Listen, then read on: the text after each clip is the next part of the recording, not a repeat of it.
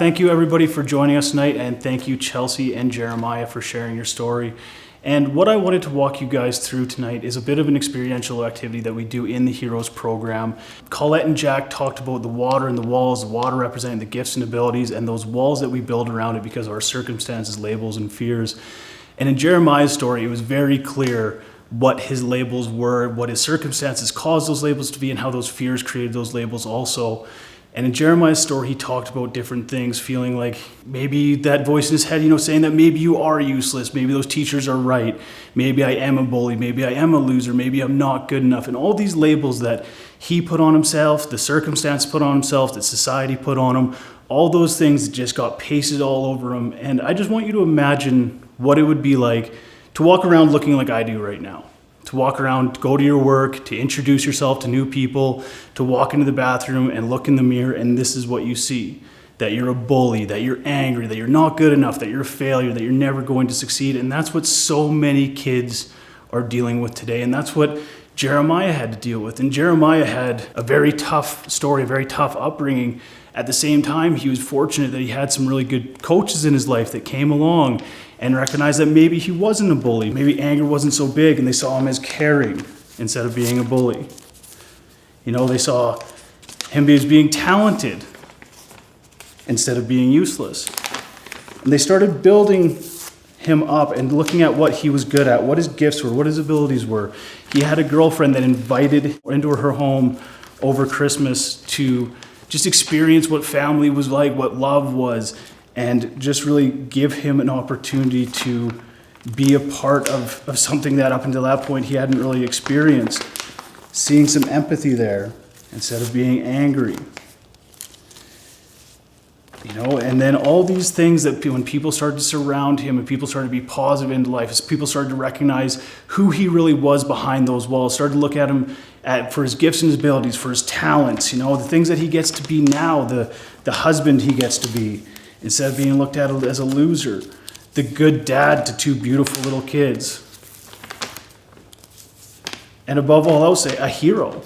And that's what the right people at the right time gave Jeremiah the opportunity to do, is look past his labels, look past what he believed that he was, what other people believed that he was, and really see the true gifts. And that's what this program is all about. It's about taking down those walls and not necessarily forgetting about them and saying that it didn't exist, but using it as a platform of success and start to see that those labels that you put on yourself, that circumstances that put on you, that society has put on you, that teachers or peers or whoever may be, if it's family, that those aren't true, that the real you is the things, those positive things, those gifts and abilities that we spend so much time talking about. And once we give the kids the opportunity to not live from these labels, to recognize that that's not their true self, that they're not these walls, they're not their circumstances, they're not their labels, they're not their fears, there's those gifts and abilities that they're hiding. And once we give the kids that ability to see that, that's where that desire to succeed really comes from.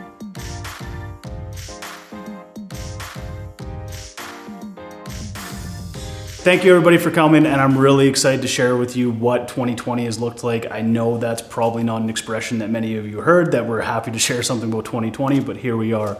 As everybody knows, 2020 has been an extremely challenging year, and it has been for us at the Impact Society too. So much of what we do involves going into schools, running assemblies, training teachers, connecting with kids, connecting with educators, and obviously that all came to a halt. And one of the things that I appreciate so much about the Impact Society is everybody's willingness to adapt. So instead of looking at this like, it's kind of make or break and we can't do what we were focused on, we took it as an opportunity to reinvent some of our programs. And I want to tell you guys about a few of the updates that we have from this past year.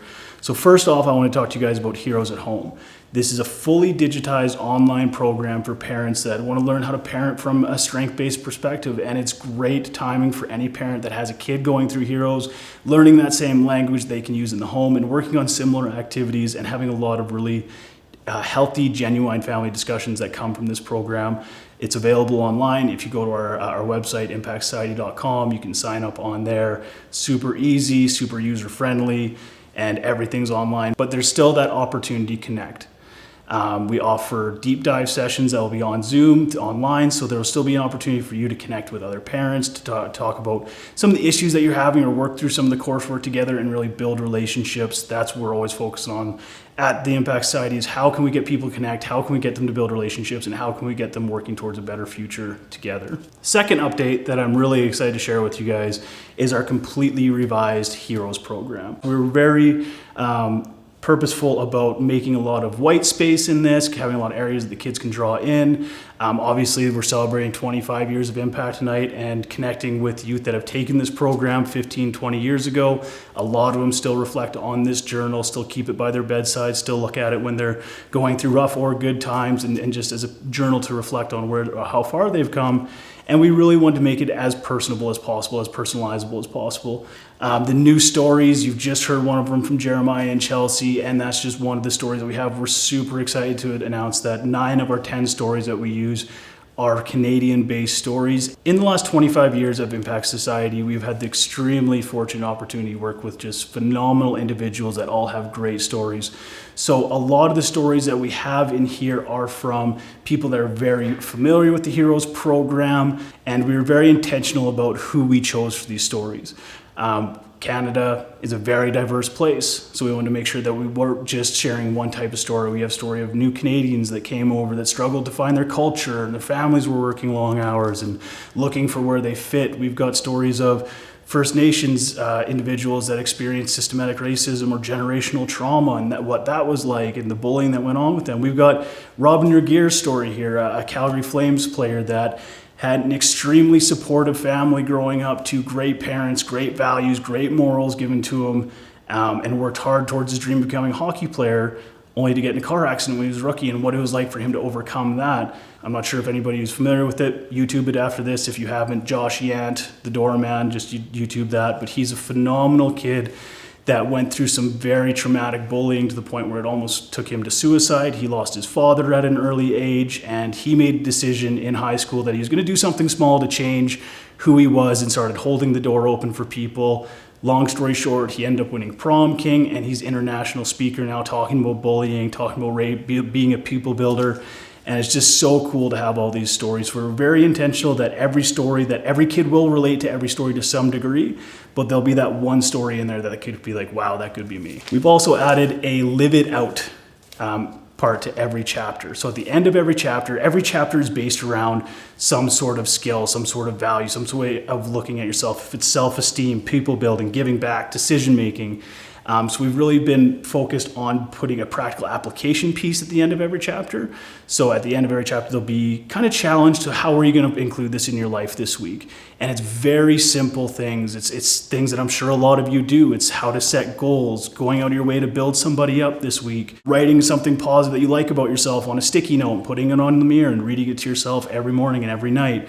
But just those little things that I sincerely believe, if we get kids doing this at 12, 13 years old, and that they follow doing that for the rest of their lives, they are going to be extremely successful. I think back to 12-year-old me and the confidence issues that I had and the things that I went through. And if I would have been able to actually like who I was at some point and set some goals and achieve them and see how good that felt, I think the confidence would have came by a lot sooner for me than it did. And we're really happy to announce our partnership with the Flourishing Life Institute. We have developed a pre and post survey that kids take before the Heroes program and after the Heroes program that identifies their 3 biggest strengths. You'll see that Sparks report on the right. And it'll give them a printout, a 1-page printout that they get back from the data that they put in, the questions that they answered of their 3 biggest strengths, and then 2 areas they need to work on. But you'll also see that little color-coded dot at the top left-hand side of the Sparks report. And that helps identify where they're at on the thriving mindset model.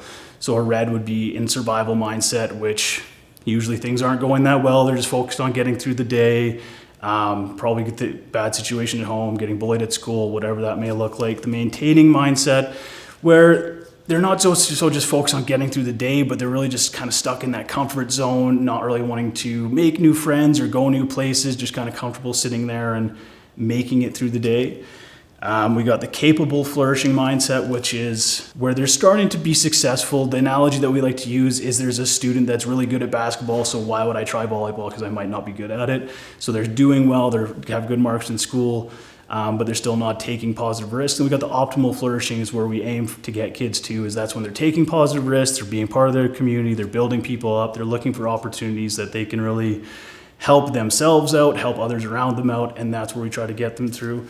It also comes with a playbook for educators on questions to ask and how to build relationships with those kids and help guide them through those different mindsets. Next year, I'd like to show you a little bit of one of the reports that this generates, and I think this will be a game changer for schools. Here we got an example of a resiliency report of what it would look like if a school took it. So you can see how in some of these areas they're doing really well. You see a lot of the blue, 59 for home life support, home life influence / support, 53 in school influence / support. So they really feel like they have good peers, they have good mentors, but we look over on the other side in social awareness, self-management, self-care, those are all areas that are lacking. So having the teacher having the awareness of where their class is doing really well and pulling from those strengths, and then having kind of targeting some of those areas that are struggling. And, oh, my class doesn't know much about self-care. They don't really seem to do that much.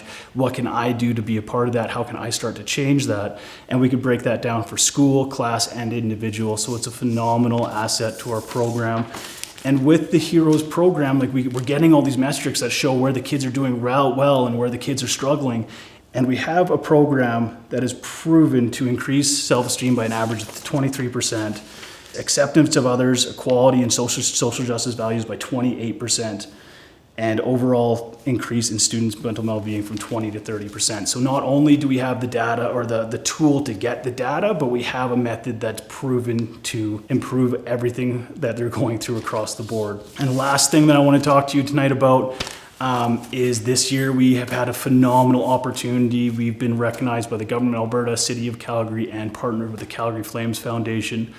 And they've all recognized the need for Heroes programs, especially in a year like this, seeing how much kids are struggling with their mental health, how much changes there have been. They've really stepped up to the plate and seeing that this is a program that kids need. It's not something that's an extra, it's not something that's an add-on, but they're seeing that this program needs to be in schools.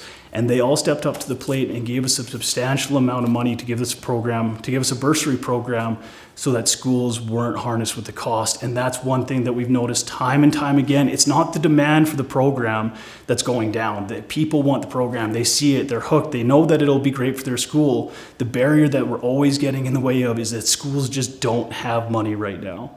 They don't have the ability to pay any extra. We're all aware of the budget cuts that the CBE has taken, that across Alberta, the budget cuts that every school has faced, making it hard to support their students. And with these grants, we've had the ability to subsidize 2,000 students from the Government of Alberta, from the City of Calgary, and from the Flames Foundation. Within a month and a half of releasing that, we trained 24 new schools, and we have more banging on our door asking about the bursary. So that's what we're here to ask you guys here for today. We have $70,000 in the bank. We have a match campaign, and this program costs $45 per student. It's nothing in the grand scheme of things. It's just to look at what you can do to help get this into school and in a community that they're close to. I'd love to connect with any one of you one-on-one. My info is all on the Impact Society website. If you have any questions about our program, if you know a school that may be interested, or you just want to catch up and chat and nerd out on some more stats with me, I'd be happy to do that. So thanks again for taking the time out of your day to sit with us and hear what we have to offer. We really appreciate your support.